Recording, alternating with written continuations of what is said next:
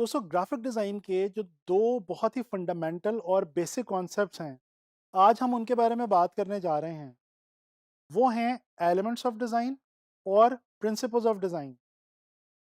अगर आप graphic designer हैं, तो आपको एलिमेंट्स ऑफ डिज़ाइन और प्रिंसिपल्स ऑफ डिज़ाइन के हवाले से ना सिर्फ नॉलेज होना ज़रूरी है, बल्कि ये भी ज़रूरी है कि आप इन दोनों कॉन्सेप्ट्स को अपने डिज़ाइंस के अंदर डेली बेसिस पे प्रैक्टिस करें। दोस्तों एलिमेंट्स ऑफ डिज़ाइन और प्रिंसिपल्स ऑफ डिज़ाइन को समझने के लिए हम एक एग्जांपल को देखते हैं। फर्ज कर लीजिए कि आपको खाने की कोई डिश तैयार करनी हो। अब आपको कौन सी दो चीज़ें उसके लिए रिक्वायर्ड होंगी। नंबर एक, आपको चाहिए होंगे इंग्रेडिएंट्स और नंबर दो, आपको चाहिए होगी रेसिपी।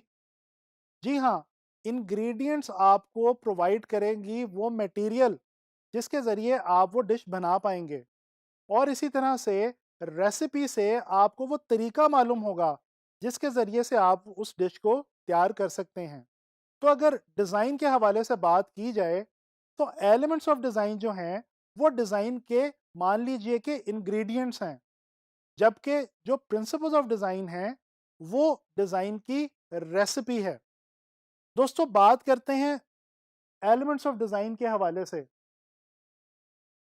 एलिमेंट्स ऑफ डिज़ाइन को डिज़ाइन के बिल्डिंग ब्लॉक्स भी कहा जाता है, यानी कि ये वो मटेरियल है जिससे डिज़ाइन की बुनियाद खड़ी होती है, उसका स्ट्रक्चर जो है वो वाज़ेह होता है। दोस्तों डिज़ाइन के अंदर जो हमारे पास इंपॉर्टेंट एलिमेंट्स ऑफ डिज़ाइन हैं, वो ये हैं: dot, line, shape, space, size, colour, texture और वैल्यू। दोस्तों अब हम बात करेंगे फर्स्ट एलिमेंट ऑफ डिज़ाइन के हवाले से, यानी कि डॉट की। डॉट जो है, इसको सबसे पहला, फोरमोस्ट और सबसे इंपॉर्टेंट एलिमेंट ऑफ डिज़ाइन के हवाले से जाना जाता है। दोस्तों जब आप कोई ड्राइंग बनाते हैं, तो आप लाइंस लगाते हैं, और लाइंस को मिला के आप एक पूरी शक्ल किसी भी ऑब्जेक्ट की बना देते हैं। अगर आप गौर करें, तो आपकी ये ड्राइंग स्टार्ट किसी एक डॉट से हो रही है।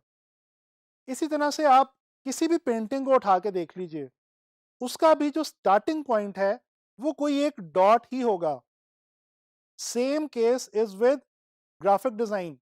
ग्राफिक डिज़ाइन में हम जब भी कोई भी डिज़ाइन क्रिएट करते हैं, तो उसका जो स्टार्टिंग पॉइंट होता है, वो डॉट से ही होता है। इसी तरह से फोटोग्राफी की बात कर लीजिए। आप किसी फोटोग्राफ को देख रहे हो, उसके अंदर जो ओवरऑल आपको इमेज नज़र आता है, दोस्तों वो छोटे छोटे डॉट्स के कॉम्बिनेशन की मदद से आपको नज़र आता है। फोटोग्राफी की तरह टीवी या फिल्म के अंदर भी आपको स्क्रीन के ऊपर जो विजुअल या जो तस्वीर नज़र आ रही होती है, दोस्तों बेसिकली वो डॉट्स के कॉम्बिनेशन की मदद से ही आपको नज़र आ रही होती है।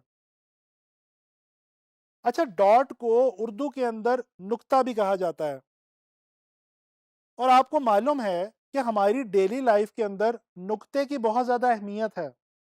दोस्तों आप शायरी को उठा के देख लीजिए, या आप आर्ट्स की दूसरी फील्ड्स के हवाले से अगर देखें, तो नुक्ते की हमारी डेली लाइफ के अंदर और फ़नून लतीफ़ा के अंदर बहुत ज़्यादा अहमियत है।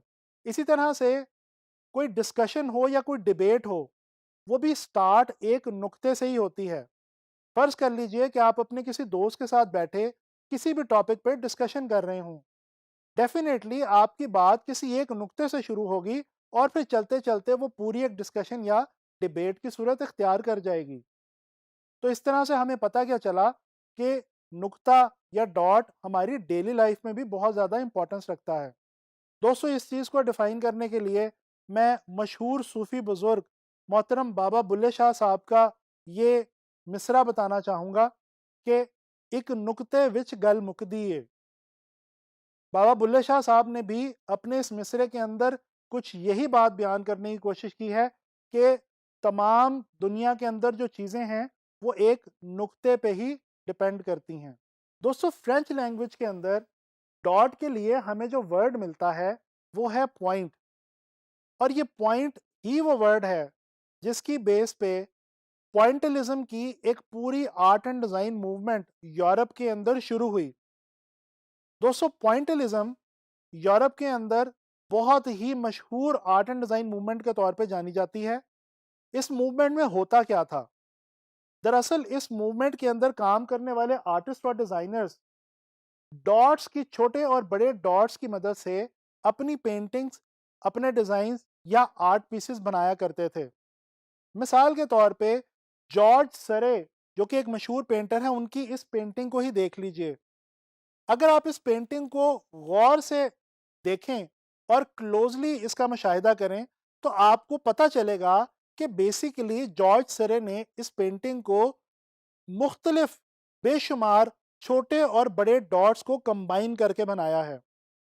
इस तरह से इन्होंने एक खूबसूरत विजुअल जो है वो सिर्फ और सिर्फ डॉट्स की मदद से क्रिएट किया है। अच्छा, डॉट्स की जब हम बात करते हैं डिज़ाइन के हवाले से, तो दोस्तों याद रखिएगा कि डिज़ाइन के हवाले से डॉट्स छोटे स्केल पे भी हो सकते हैं, बड़े स्केल पे भी हो सकते हैं। उनका साइज़ कुछ भी हो सकता है। वो ब्लैक एंड वाइट भी हो सकते हैं, कलर्ड भी हो सकते हैं, थिक भी हो सकते हैं और थिन भी हो सकते हैं। इसी तरह से डॉट्स को लेके ग्राफिक डिज़ाइन के अंदर जो एक बहुत इंपॉर्टेंट कॉन्सेप्ट है, वो है सिमेट्री और एसिमेट्री का। दोस्तों, ये छोटा सा कॉन्सेप्ट है लेकिन डिज़ाइन के अंदर इसकी बहुत ज़्यादा अहमियत है। दोस्तों, जब डॉट्स एक खास सीक्वेंस के अंदर आपस में एक दूसरे से मिलते हैं और कोई विजुअल क्रिएट करते हैं, तो इसको हम डिज़ाइन के अंदर सिमेट्रिकल कॉम्पोजिशन कहते हैं। इसके बरक्स जब डॉट्स आपस में रैंडमली मिलते हैं, यानी बगैर किसी सीक्वेंस के मिलते हैं और उनके कॉम्बिनेशन से एक विजुअल तरतीब होता है, तो हम इसको कहते हैं एसिमेट्रिकल कॉम्पोजिशन। दोस्तों, मशहूर पेंटर वेसिली कैंडिंस्की का ये कहना है, everything starts from a dot, यानी कि हर चीज की इब्तिदा जो है वो डॉट से ही होती है। तो यूं हमने ये देखा कि ग्राफिक डिज़ाइन के अंदर, आर्ट्स में, पोइट्री में, हमारी डेली लाइफ में डॉट की कितनी ज़्यादा अहमियत है। दोस्तों, नेक्स्ट लेसन के अंदर हम लोग बात करेंगे सेकंड एलिमेंट ऑफ डिज़ाइन के हवाले से, जो कि है लाइन।